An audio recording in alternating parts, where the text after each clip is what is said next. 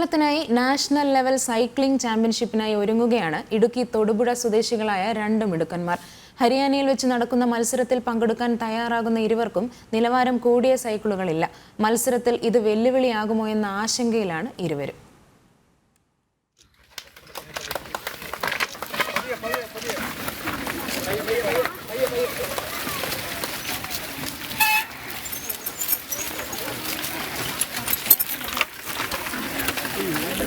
ഈ മത്സരത്തിൽ ചവിട്ടി നേടിയ വിജയത്തിൽ നിന്നുമാണ് കേരളത്തെ പ്രതിനിധീകരിച്ച നാഷണൽ മത്സരത്തിനായി ഹരിയാനയിലേക്ക് പോകാൻ തൊടുപുഴ സ്വദേശികളായ അർജുനും അഭിനവിനും അവസരമൊരുങ്ങിയത്.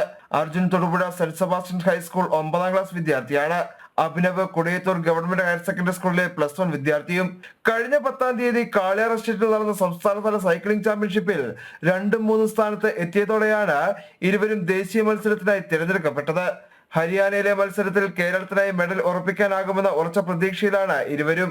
എന്നാൽ നിലവാരം കൂടിയ സൈക്കിൾ ഇല്ലാത്തതും പരിശീലനത്തിനായി മികച്ച സംവിധാനങ്ങൾ ഇല്ലാത്തതും ഇവരെ പ്രതിസന്ധിയിലാക്കുന്നു.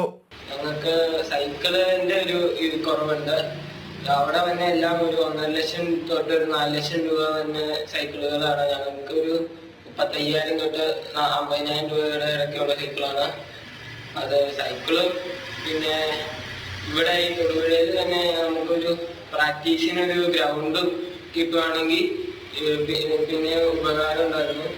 മത്സരിക്കുന്നതിനായി നിലവാരം കൂടിയ സൈക്കിളുകൾ സർക്കാരിൽ നിന്നോ സ്പോൺസർമാരിൽ നിന്നോ മറ്റ് സന്നദ്ധ സംഘടനകളിൽ നിന്നോ ലഭ്യമായാൽ കൂടുതൽ മത്സരങ്ങളിൽ പങ്കെടുക്കുന്നതിനും മെഡലുകൾ കരസ്ഥമാക്കുന്നതിനും ഇരുവർക്കും സാധിക്കും.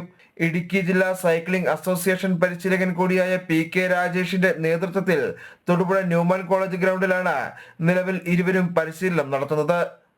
ജനം, ഇടുക്കി.